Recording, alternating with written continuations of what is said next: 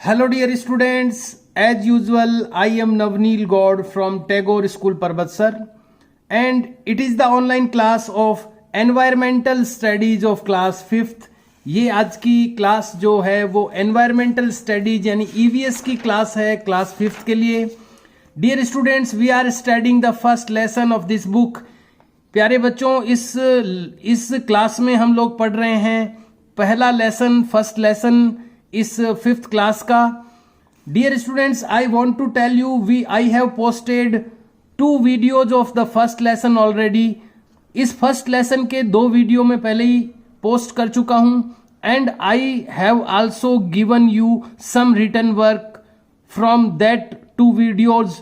ये जो 2 वीडियो मैंने दिए हैं इनमें से मैंने कुछ आपको रिटन वर्क भी दिया है।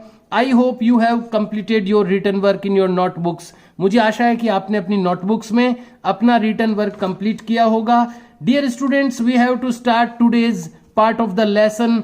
आज का जो लेसन का पार्ट है वो हम लोग स्टार्ट करने जा रहे हैं and the lessons next point is hereditary tree of a family.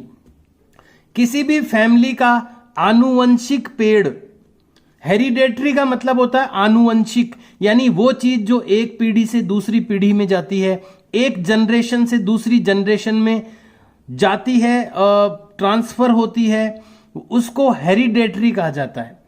वो आप लोग जानते हैं कई सारे ऐसे गुण होते हैं, कई ऐसी वैल्यूज होती है, चीजें होती है जो एक पीढ़ी से दूसरी पीढ़ी में जाती है और हम लोग रिजेंबल करते हैं अपने परिवार के सदस्यों से। आपके पिताजी आपके दादाजी से मिलते होंगे, आप कहीं न कहीं आपके मम्मी पापा से मिलते होंगे, तो चीजें जो है वो एक जनरेशन से दूसरी जनरेशन में जाती है, उसको हेरिडेटरी कहा जाता है, आनुवंशिक। आनुवंशिक रूप से जो चीजें जाती है वो बहुत सारी चीजें होती है, जो बहुत सारे गुण होते हैं, बहुत सारे अपने बॉडी का स्ट्रक्चर जो होता है वो भी हेरिडेटरी तरीके से आता है, आनुवंशिक तरीके से आता है। और यहां पर एक हेरिडेटरी ट्री की बात की गई है, आनुवंशिक पेड़ की बात की गई है। तो ये किस प्रकार का आनुवंशिक पेड़ है? पेड़ तो आपने देखा होगा, लेकिन ये हेरिडेटरी ट्री की बात यहां पर की गई है। किसी भी फैमिली का हेरिडेटरी ट्री यानी आनुवंशिक पेड़ क्या होता है, लेट्स नो अबाउट दैट। आइए उसके बारे में जानते हैं। Pooja drew a hereditary tree of her family. Pooja ने बनाया ए हेरिडेटरी ट्री, एक आनुवंशिक पेड़ ऑफ हर फैमिली, उसकी फैमिली का। पूजा ने अपनी फैमिली का एक हेरिडेटरी ट्री बनाया है। आइए देखते हैं इसको कि इसमें क्या बनाया गया है और हेरिडेटरी ट्री क्या होता है। नीचे से हम इसको देखना शुरू करेंगे। यहां पर 2 ब्रांचेज इस ट्री की है, 2 शाखाएं हैं। जैसे किसी पेड़ की शाखाएं निकलती है तो शुरुआत में 2 शाखाएं निकली इस पेड़ की, दोनों तरफ पूजा खुद है। यहां पर भी देखिए आप, पूजा लिखा हुआ है, पूजा सेल्फ यानी खुद। यहां नीचे इस वाले ट्री की ब्रांच में, इस ब्रांच में यानी इस शाखा में भी पूजा है सबसे पहले। यहां पर भी आप देख पा रहे होंगे पूजा ही है, इधर भी, यानी शुरुआत इस पेड़ की पूजा से होती है। इधर भी इस शाखा में भी पूजा है सबसे पहले, इधर भी पूजा है। ब्रैकेट में लिखा हुआ है सेल्फ यानी स्वयं, यहां भी पूजा स्वयं, यहां भी पूजा स्वयं। इधर पूजा के बाद में आते हैं पूजा के फादर, यानी पूजा के पापा, संजय नाम है उनका। तो पूजा के बाद पूजा के फादर हैं जो कि जिनका नेम है संजय। इधर पूजा की मम्मी के बारे में बताया गया है। इधर आती है मम्मी, पूजा की मदर, जिसका नाम है मीनू। फादर के बाद में इधर आते हैं ग्रैंडफादर यानी दादाजी, जिनका नाम है रोशन लाल। यानी देखिए इसको, पूजा के बाद पूजा के फादर, फादर के बाद ग्रैंडफादर, जो कि है रोशन लाल। इधर देखिए मीनू, पूजा की मम्मी है मीनू, मदर है, मदर की भी मदर, जिसको हम ग्रैंड मदर कहते हैं यानी नानी जी। देखिए इंग्लिश में ग्रैंड मदर नानी जी को भी कहते हैं और दादी जी को भी कहते हैं। अगर आप क्लियर करना चाहते हैं तो आप पैटर्नल और मैटरनल लगा सकते हैं। अगर आप दादी जी कहना चाहते हैं तो पैटर्नल ग्रैंड मदर कह सकते हैं, और नानी कहना चाहते हैं तो मैटरनल ग्रैंड मदर कहते हैं। मम्मी के जो रिलेटिव होते हैं उनको मैटरनल कह के कहा जाता है और फादर के जो रिलेटिव होते हैं उनको पैटर्नल कहा जाता है। तो यहां पर जब मम्मी की बात हो रही है तो ये नानी जी के लिए होगा। तो ये लक्ष्मी देवी, ये नानी जी होगा, क्योंकि ये मम्मी की बात हो रही है, इधर फादर की बात हो रही है। तो यहां पर मैं फिर से बताना चाहूंगा, पूजा से शुरू होता है ये ट्री, ये ब्रांच। पूजा के बाद पूजा के फादर संजय नाम है, फादर के बाद ग्रैंडफादर जिनका नाम है रोशनलाल, उसके बाद ग्रेट ग्रैंडफादर यानी पर दादाजी। दादाजी को ग्रैंडफादर कहते हैं, पर दादाजी को ग्रेट ग्रैंडफादर कहते हैं जिनका नाम है रामलाल। तो ये फादर वाली साइड की ब्रांच हो गई। इधर मदर वाली साइड की ब्रांच है, पूजा के बाद पूजा की मदर मीनू, पूजा की मदर के बाद पूजा की नानी जी यानी ग्रैंड मदर लक्ष्मी देवी, और फिर ग्रेट ग्रैंड मदर यानी पर नानी जी मिश्री बाई, ये मिश्री बाई है, ग्रेट ग्रैंड मदर यानी पर नानी जी। तो यहां पर आप देख पा रहे होंगे, यहां पर 2 ब्रांचेज है, एक फादर वाली ब्रांच है, ये एक मदर वाली ब्रांच है। फादर वाली ब्रांच होती है उसको पैटर्नल कहते हैं, मदर वाली ब्रांच को मैटरनल कहते हैं। अब क्या लिखा है, now you to draw your family tree. अब आप भी अपना फैमिली ट्री बनाएं, जैसे इसमें लिखा हुआ है वैसे ही आपको भी अपना फैमिली ट्री बनाना है, with the help of your family members, अपने फैमिली मेंबर्स की हेल्प से। तो आपको ये वर्क करना है। एक तो मैं आपको ये बता दूं, आपको जहां तक भी आपने किया है, पहले अपन ने क्वेश्चन नंबर 6 तक यहां तक मैंने आपको रिटर्न वर्क दे रखा है। अब आपको क्या करना है, ये क्वेश्चन राइट करना आपको, यहां से क्वेश्चन, केवल क्वेश्चन लिख देना आप, नंबर मत डालना इसका, केवल क्वेश्चन लिख देना। क्वेश्चन लिखने के बाद में ये क्वेश्चन आपको राइट डाउन करना है, now you to draw your family tree with the help of your family members. ये क्वेश्चन राइट डाउन करने के बाद में आपको इस तरह के 2 ब्रांचेज बनानी है। यहां पर आप ये जो एक्लिप्स बनाए गए हैं इनको एक्लिप्स कहते हैं। एक्लिप्स की जगह आप बॉक्सेज भी बना सकते हैं, but draw the boxes with the help of A ruler. लेकिन ध्यान रखें, जो भी आप बॉक्सेज बनाते हैं उनको आप रूलर की हेल्प से बनाएं, स्केल की हेल्प से बनाएं। रेक्टेंगल बना सकते हैं आप, आयत बना सकते हैं इसकी जगह, ये थोड़ा आपके लिए टिपिकल रहेगा तो आप रेक्टेंगल बना लें इनकी जगह। लेकिन इंफॉर्मेशन आपको अपने लेवल पर भरनी है। यहां आपको अपना खुद का नाम लिखना है, जो भी आपका नाम है, उसके बाद आपके फादर का नेम लिखना है। यहां ब्रैकेट में ये जो रिलेशंस है वो सेम ही रखने हैं आपको। यहां सेल्फ लिखना है, यहां फादर लिखना है, यहां ग्रैंडफादर लिखना है, या ग्रेट ग्रैंडफादर लिखना है, इसमें कोई चेंजेस नहीं है। इधर सेल्फ के बाद मदर लिखना है, ग्रैंड मदर लिखना है, ग्रेट ग्रैंड मदर लिखना है। लेकिन ये जो नेम्स हैं ये चेंज हो जाएंगे। यहां आपको अपना सेल्फ खुद का नाम लिखना है, आपको यहाँ फादर आपके फादर का नेम लिखना है, यहाँ आपको ग्रैंडफादर दादाजी का नेम लिखना है, यहाँ आपको पर दादाजी के नेम लिखना है। ये आपको दादाजी और परदादाजी का नेम आपको घर पर आपको पूछना है अपने एल्डर पर्सन से, बड़ों से। इधर आपको मम्मी का नाम लिखना है, मम्मी के बाद में मम्मी को आप पूछ लेना कि नानी जी का क्या नाम था और पर नानी जी का नाम क्या था। इस तरह से आपको ये फैमिली ट्री ड्रॉ करना है। सबको अपने अपने लेवल पर अपने अपनी जो इंफॉर्मेशन है वो फिलअप करनी है इसमें, और इसमें आपको फुल पेज में करना है ये क्वेश्चन। अगर कुछ हिस्सा पिछले पेज में छूट रहा है तो उसको छूट जाने देना, लेकिन इसको फुल पेज में करना, वरना ये इतना जो लेंथी है, ये लंबा है, आ नहीं पाएगा आपको।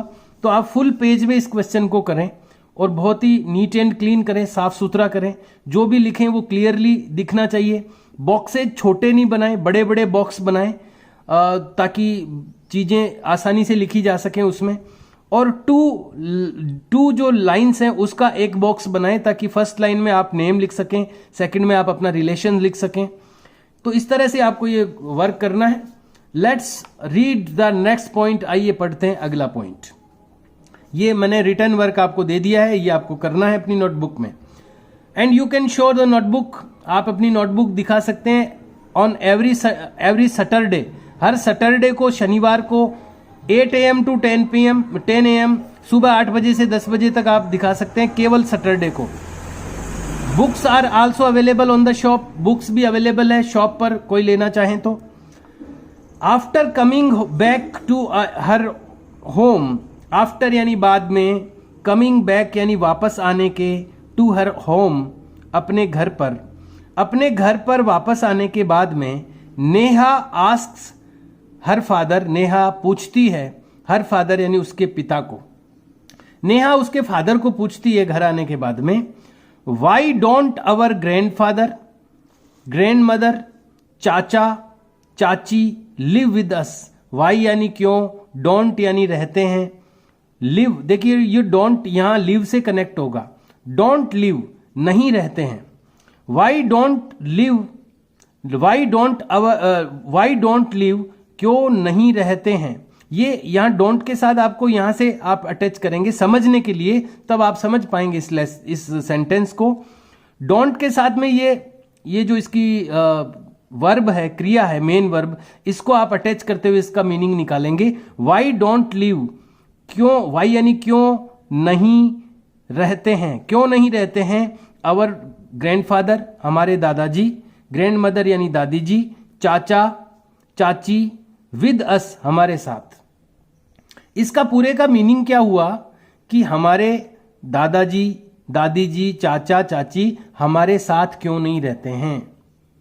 फादर पिताजी, why has our family moved, हमारी फैमिली क्यों मूव हो गई यानी क्यों चली गई, सो फार इतनी दूर, इन द सिटी शहर में।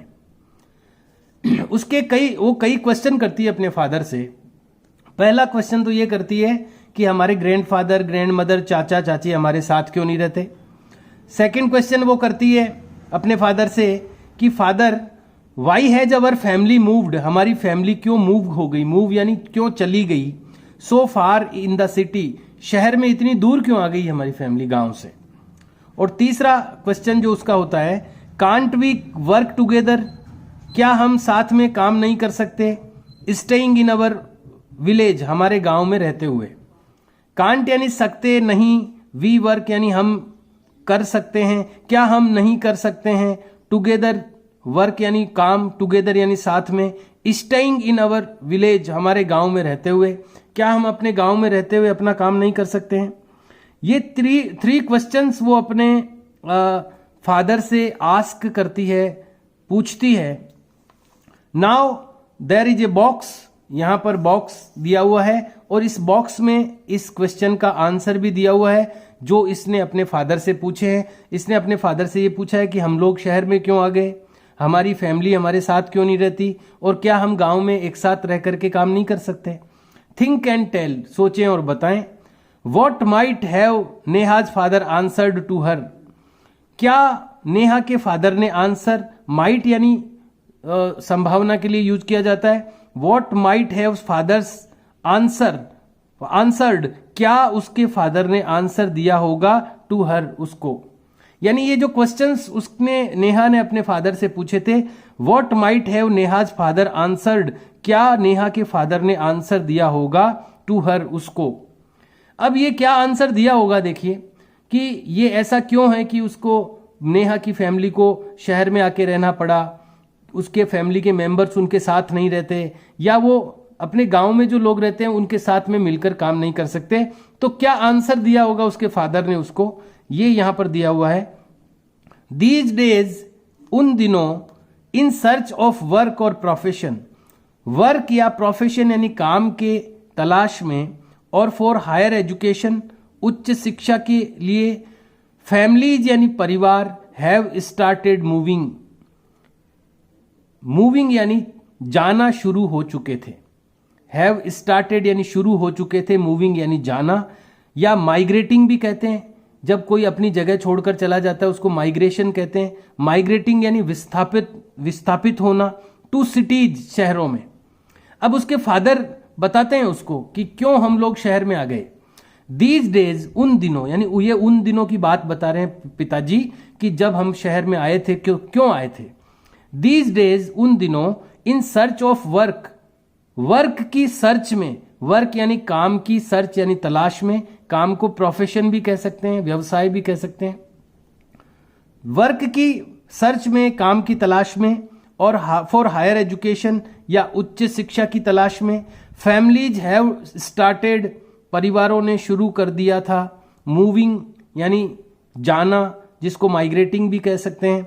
टू सिटीज, शहरों में। इन सिटीज, शहरों में, हाउसेज आर स्मॉल, शहरों में, इन सिटीज यानी शहरों में, इस हाउसेज आर स्मॉल, घर छोटे हैं, where only a few people can live, जहां केवल कुछ ही लोग रह सकते हैं। सो इसलिए जॉइंट फैमिलीज यानी सामूहिक परिवार are converting into nuclear families, इसलिए जो जॉइंट फैमिलीज थी वो कन्वर्टिंग यानी कन्वर्ट हो रही है into nuclear families. Nuclear families यानी छोटे परिवारों में कन्वर्ट हो रही है joint families. There are some other reasons also, कुछ दूसरे रीजन्स भी हैं ऑफ स्प्लिटिंग जॉइंट फैमिलीज को तोड़ने के, स्प्लिटिंग यानी टूटने के, जॉइंट फैमिली टूटने के कुछ दूसरे रीजन्स भी हैं।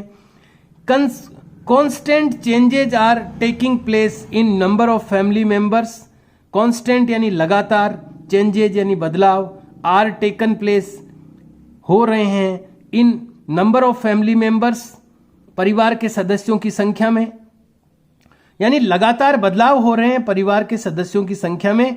देयर हैबिट्स, उनके आदतों में, बिहेवियर यानी व्यवहार में, इकोनॉमिक कंडीशन यानी आर्थिक स्थिति में, कैपेसिटी ऑफ इनकम एक्सपेंडिचर, कमाने की और खर्च करने की कैपेसिटी में, वेज ऑफ सेलिब्रेटिंग फेस्टिवल्स, त्योहारों को सेलिब्रेट करने के तरीकों में, एटसेट्रा।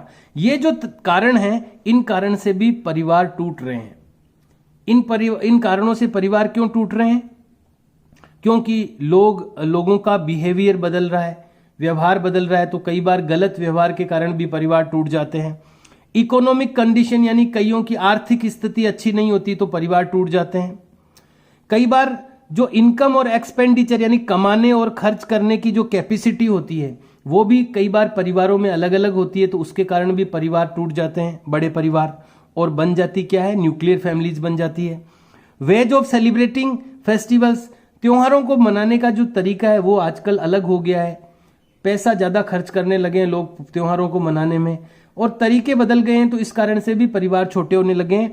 तो न्यूक्लियर फैमिली, ये जो नेहा ने प्रश्न किए थे उसके फादर से कि हम फैमिली हमारे साथ क्यों नहीं रहती, तो फैमिली उसके दादा दादी, उसके चाचा चाची उसके साथ क्यों नहीं रहते? क्योंकि अब उनकी फैमिली जॉइंट फैमिली नहीं रह गई, अब उनकी फैमिली न्यूक्लियर फैमिली बन गई है, छोटा परिवार बन गया उनका, और वो शहर में आके क्यों रहने लगे? ये उसके जो प्रश्न थे नेहा के अपने फादर से, उनका आंसर इसी में छुपा है कि कैसे फैमिली छोटी बन जाती है बड़ी से, कैसे जॉइंट फैमिली से न्यूक्लियर फैमिलीज बन जाती है, इन कारणों से बन जाती है। और फिर जब काम की तलाश में फैमिली को शहर में आना पड़ता है, इसलिए उनकी फैमिली को शहर में आना पड़ा। फिर वो तीसरा प्रश्न करती है कि क्या हम मिलकर काम नहीं कर सकते गांव में? तो गांव में कई बार काम की कमी रहती है, इसीलिए शहर में आना पड़ता है फैमिलीज को, और शहर में मकान छोटे होते हैं तो वो ज़्यादा लोग नहीं रह सकते, इसलिए कई लोगों को गांव में रहना पड़ता है। तो ये जो फादर से उसने नेहा ने क्वेश्चंस किए, उसका आंसर इसी में छिपा है। आप लोगों ने जान गए होंगे आप कि क्यों उसके फादर को, क्यों उनको शहर में रहना पड़ता है, क्योंकि काम की तलाश में, यहाँ पर जो सर्च ऑफ वर्क की सर्च में, या प्रोफेशन की सर्च में, तलाश में, या कईयों को हायर एजुकेशन यानी उच्च शिक्षा प्राप्त करने के लिए आना पड़ता है। फैमिलीज को माइग्रेशन करना पड़ता है, शहर में आके रहना पड़ता है हायर एजुकेशन के लिए या वर्क की सर्च में आना पड़ता है। और फिर परिवार कई बार अलग अलग कारणों से भी टूट जाते हैं, और कुछ लोग जब शहर में आके रहते हैं तो वो मकान वहाँ पर छोटे होते हैं, वहाँ ज़्यादा लोग नहीं रह सकते। तो ये बहुत सारे कारण हैं जिनके कारण से फैमिली, नेहा की जो फैमिली है वो नेहा के साथ नहीं रहती, नेहा का जो फैमिली है वो सिटी में रहना पड़ता है उनको। तो ये सारी चीज़ें यहाँ पर इस बॉक्स में क्लियर की गई है। ये क्वेश्चन आंसर आपको रिटर्न में नहीं करना है, लेकिन ये आपको अंडरस्टैंड हो जाना चाहिए। रिटर्न में जो करने का है ये मैंने आपको दे दिया है। लुक द नेक्स्ट, आइए देखते हैं अगला क्या है। डू यू नो, क्या आप जानते हैं? यहां पर एक इंफॉर्मेशन दी गई है बॉक्स में, क्या आप जानते हैं? In context to human society, context का मतलब है संदर्भ यानी बारे में, ह्यूमन सोसाइटी के बारे में। ह्यूमन सोसाइटी यानी मानव समाज, ह्यूमन यानी मानव, सोसाइटी यानी समाज। मानव समाज के कॉन्टेक्स्ट में यानी उसके संदर्भ में या उसके बारे में, द वर्ड फैमिली, ये जो शब्द है फैमिली यानी परिवार, ये जो फैमिली शब्द है कम्स फ्रॉम लैटिन वर्ड, ये लैटिन के वर्ड से आता है। Comes for Latin word Familia, Latin भाषा का शब्द है फैमिलिया। देखिए इंग्लिश जो लैंग्वेज है वो कई लैंग्वेज की मिलीजुली लैंग्वेज है, कुछ शब्द यहां इसमें लैटिन भाषा के हैं। तो लैटिन भाषा का एक शब्द है फैमिलिया, उससे ये शब्द आया है फैमिली इंग्लिश में। द वर्ड फैमिली, ये जो फैमिली वर्ड है comes from Latin word Familia, ये लैटिन भाषा के शब्द फैमिलिया से आता है। मेंबर्स ऑफ इमीडिएट फैमिली, जो इमीडिएट फैमिली के जो मेंबर्स होते हैं इंक्लूड, उसमें शामिल होते हैं। देखिए दो इंफॉर्मेशन यहां पर बताई गई है। यहां जो लिखा था डू यू नो, क्या आप जानते हैं, तो दो प्रकार की चीजें यहां पर दी गई है। एक तो क्या आप जानते हैं कि जो फैमिली शब्द है वो फैमिलिया शब्द से बना है, जो लैटिन भाषा का है, लैटिन लैंग्वेज का है। एक तो ये बात क्या आपको पता थी, नहीं पता थी तो अब पता हो जाएगा। दूसरी चीज बताई गई है कि जो इमीडिएट फैमिली होती है, फैमिली कई टाइप की मानी जाती है, nuclear family, joint family, one parent family, ऐसे ही एक इमीडिएट फैमिली भी होती है। इमीडिएट फैमिली वो फैमिली होती है जो फैमिली के मेंबर हमारे साथ हमारे घर में रहते हैं, भले ही वो दूर का रिश्तेदार है, चाहे पास का है, चाहे कोई भी है, जो हमारे घर में रहते हैं वो इमीडिएट फैमिली कहलाती है। तो इमीडिएट फैमिली में कौन कौन इंक्लूड होते हैं, कौन कौन शामिल होते हैं, तो स्पाउसेज, स्पाउसेज यानी पति पत्नी। स्पाउसेज का मतलब है पति पत्नी, यहां मैं लिख देता हूं पति पत्नी। तो एक तो स्पाउसेज होते हैं इन इमीडिएट फैमिली में, दूसरा पेरेंट्स यानी माता पिता होते हैं, ब्रदर्स यानी भाई, सिस्टर्स यानी बहिनें, सन्स एंड डॉटर्स यानी बेटे और बेटियां, ये सब लोग इमीडिएट फैमिली में होते हैं। लेकिन इमीडिएट फैमिली की अगर आप डेफिनेशन समझना चाहें, उसकी परिभाषा क्या है, तो परिभाषा यही है कि जो आपके मकान में रहते हैं, जो आपके होम में रहते हैं, आपके साथ रहते हैं, वो सब इमीडिएट फैमिली के पार्ट होते हैं। ये अगर ये सारे लोग आपकी घर में साथ में रहते हैं तो ये आपकी इमीडिएट फैमिली के पार्ट है। जो भी आपके साथ रहता है आपके मकान में वो इमीडिएट फैमिली होती है। वो भले ही जॉइंट हो चाहे न्यूक्लियर हो, बड़ी हो चाहे छोटी हो, अगर जो भी लोग आपके मकान में आपके साथ रहते हैं वो इमीडिएट फैमिली होती है। तो ये कुछ डू यू नो बताया गया था यहाँ पर, क्या आप जानते हैं, अगर नहीं जानते थे तो अब आप जान गए होंगे। Dear students, we have to do now the some question answers, कुछ क्वेश्चन आंसर करने हैं अब अपने को। फाइंड आउट एंड टेल, पता करें और बताएं। पीछे मैंने आपको एक रिटर्न वर्क दे चुका हूं मैं, ये फैमिली ट्री बनाने का। यहां से आपको क्वेश्चन राइट करना है और ये फैमिली ट्री बनाना है फुल पेज में। इसमें आप एक्लिप्स की जगह आप रेक्टेंगुलर यानी आयत बना सकते हैं। कैसे करना है वो बता चुका हूं मैं। आफ्टर दैट, उसके बाद में you have to leave one blank line, एक लाइन ब्लैंक छोड़ने के बाद आपको ये क्वेश्चन आंसर करने हैं। द फर्स्ट क्वेश्चन नंबर 1, यहां पर फिर से आपको ये हेडिंग लगाना है, find out and tell question number 1, इसका क्वेश्चन नंबर 1 लगाना है ये। व्हाट आर द रीजंस, क्या वो रीजंस हैं, क्या वो कारण हैं, ऑफ एमरजेंस। एमरजेंस यानी उद्भव, उद्भव का मतलब पैदा होना, एमरजेंस का मतलब है उद्भव, उद्भव का मतलब है पैदा होना। What are the reasons of emergence, क्या कारण है उद्भव के, क्या कारण है पैदा होने के, ऑफ न्यूक्लियर फैमिली, छोटे परिवार के। छोटे परिवार के बनने के या छोटे परिवार के उद्भव के या छोटे परिवार के पैदा होने के क्या कारण है, यानी छोटा परिवार क्यों बनता है, बड़े परिवार क्यों टूटते हैं और छोटा परिवार क्यों बनता है, इसके क्या कारण है, ये आपको क्वेश्चन राइट करना है। I am showing you the answer of this question. इसका जो आंसर है वो मैं आपको शो कर रहा हूं। What are the reason for, यहां पर क्वेश्चन थोड़ा सा डिफरेंट है, आपको क्वेश्चन आपकी बुक से लिखना है, ये क्वेश्चन आपको राइट करना है, आंसर मैं आपको शो कर रहा हूं। You have to write the answer from here, यहां से आपको आंसर लिखना है।